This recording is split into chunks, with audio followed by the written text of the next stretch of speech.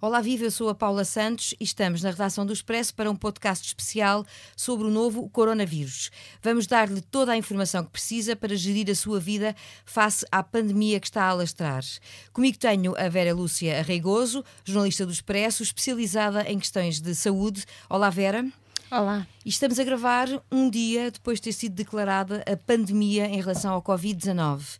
Os casos confirmados em Portugal não chegam a uma centena, mas as previsões apontam para que este número possa aumentar consideravelmente.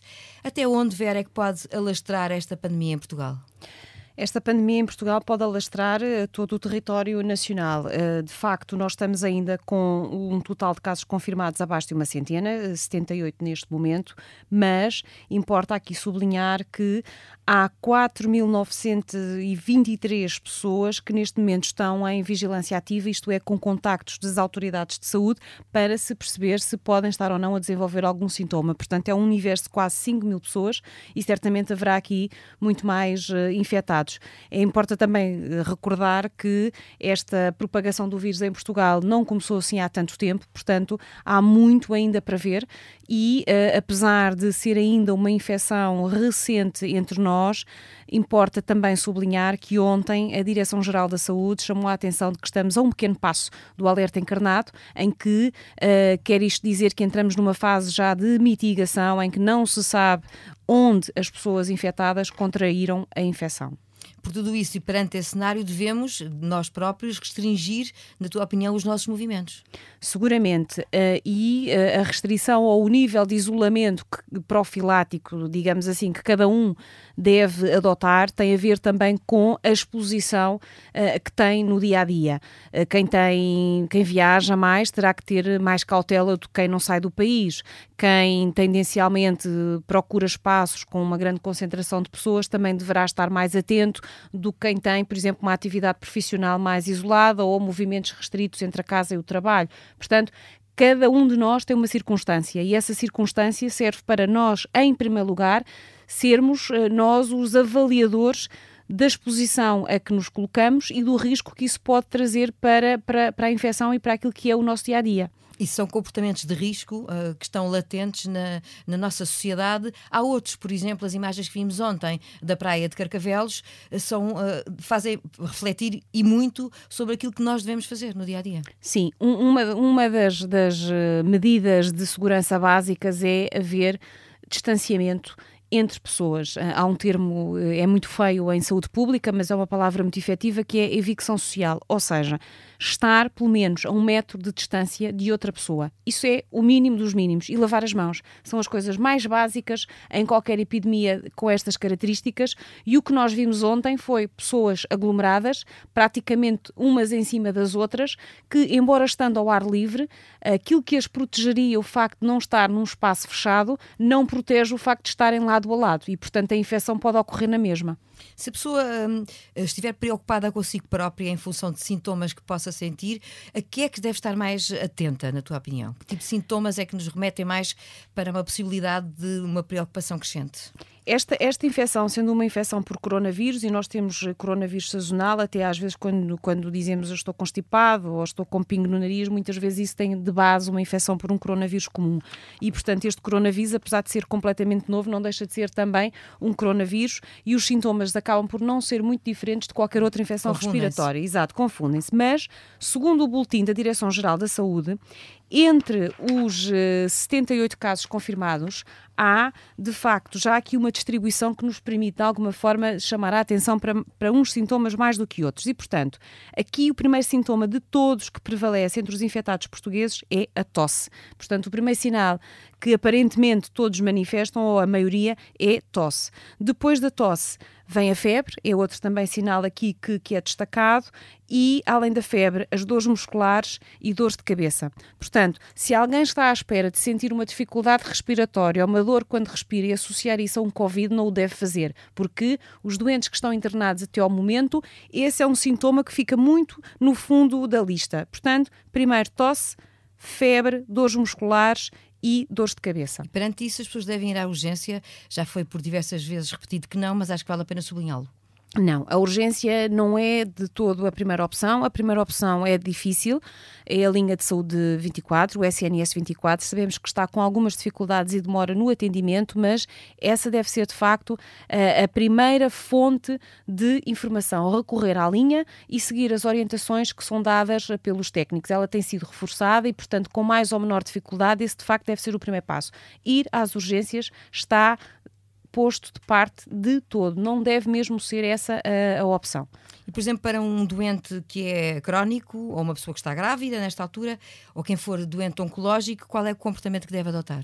Essas pessoas são pessoas que, à partida, estão mais vulneráveis para a infecção, não só para a Covid-19, mas para qualquer outra infecção, porque é um estado de saúde que está debilitado e, portanto, à mínima coisa, pode haver uma alteração desse equilíbrio. E, portanto, são pessoas que, além de todas as outras que já são saudáveis, elas têm que manter reservas extra. Portanto, fazer aquilo que é absolutamente essencial. Isto é, se não tem que ir ao supermercado, não deve ir só para passar o tempo. Se puder ir a um supermercado mais pequeno e não ir a uma superfície comercial, como um centro comercial, também deve ser a opção mais visada.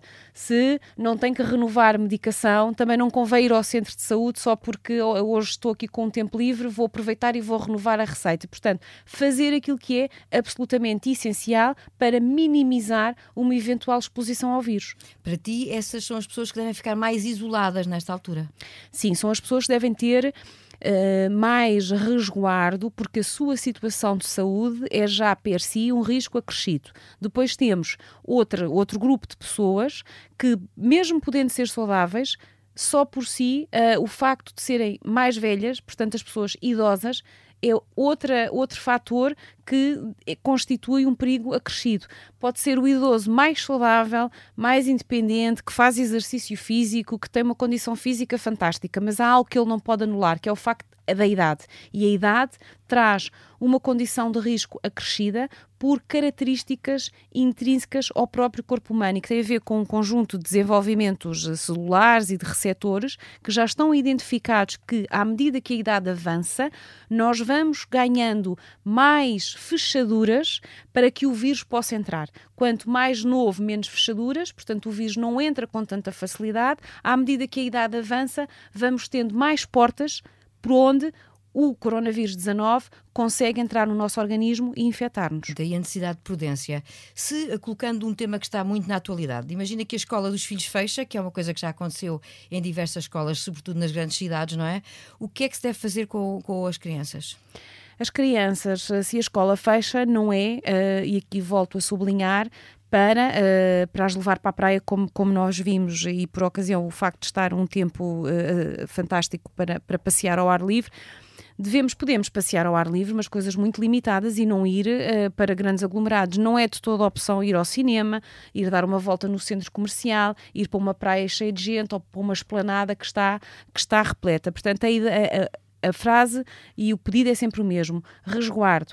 Pode-se optar por estar em casa, ver uns filmes em casa, fazer uns jogos, sei lá, é uma boa oportunidade para fazer aqui uma reaproximação aos jogos de tabuleiro. O juntar a família, se não houver fatores de risco. De risco. Logo, as visitas também a alguns familiares podem estar limitadas. Sim, certo? de todo. Atendendo àquilo que estávamos a falar anteriormente, não é prudente aproveitar o facto da escola estar fechada para levar as crianças a visitar os avós. Porquê? Porque os avós têm mais idade e, tendo mais idade, estão mais expostos ao risco de infecção. A criança até pode ser portadora assintomática, ter o vírus e não ter nenhum sintoma, estar perfeitamente saudável, aparentemente está tudo bem com ela, e nessa visita fragilizar o avô ou a avó e acabar por provocar uma infecção. E, portanto, a ideia é manter em casa, tentar fazer atividades dentro de casa, sair para espaços ao ar livre e sempre tentando, dentro do que é possível, manter 1 metro de distância entre as pessoas.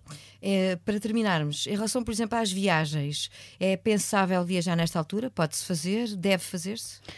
A Organização Mundial da Saúde não fechou o espaço aéreo. Aliás, nós tivemos conhecimento que o Presidente dos Estados Unidos decidiu fechar as ligações ao país durante o mês a tudo o que são voos da Europa, visto que a Europa está com uma propagação de casos superior ao continente, portanto, neste caso ao continente americano, sobretudo à faixa dos Estados Unidos, portanto, da América do Norte. Mas isso não está a ser aconselhado, no sentido em que o mundo não pode parar. Ou seja, as viagens devem ser, mais uma vez, aquelas que forem essenciais, porque as medidas de contenção têm que ser proporcionais. É algo que os especialistas têm insistido muito na medida da proporcionalidade em relação ao risco. Viagens que são absolutamente essenciais, fazê-las com cautela, como é óbvio, uma viagem essencial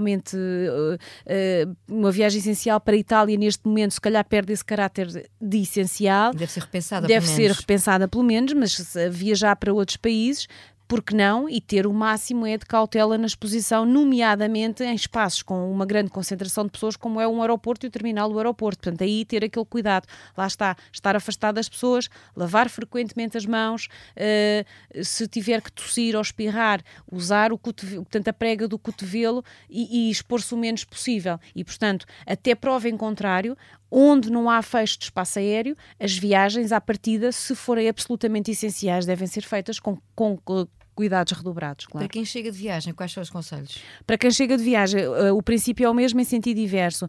Se alguém chega de viagem de um país com um epicentro, Itália neste momento não, porque as ligações estão suspensas, mas onde há casos, a pessoa avaliar logo de si qual foi o seu risco de exposição, isto é, se esteve num congresso, esteve numa sala fechada com muitas pessoas, se foi a um concerto, se foi a um museu, ou se foi uma viagem, por exemplo, entre o hotel e um local de trabalho, uma sala com poucas pessoas, ou que foi um restaurante pequeno. Portanto, primeiro avaliar isso e, mais uma vez, contactar a linha SNS 24 para perceber se tem que ter algum comportamento ou não acrescido.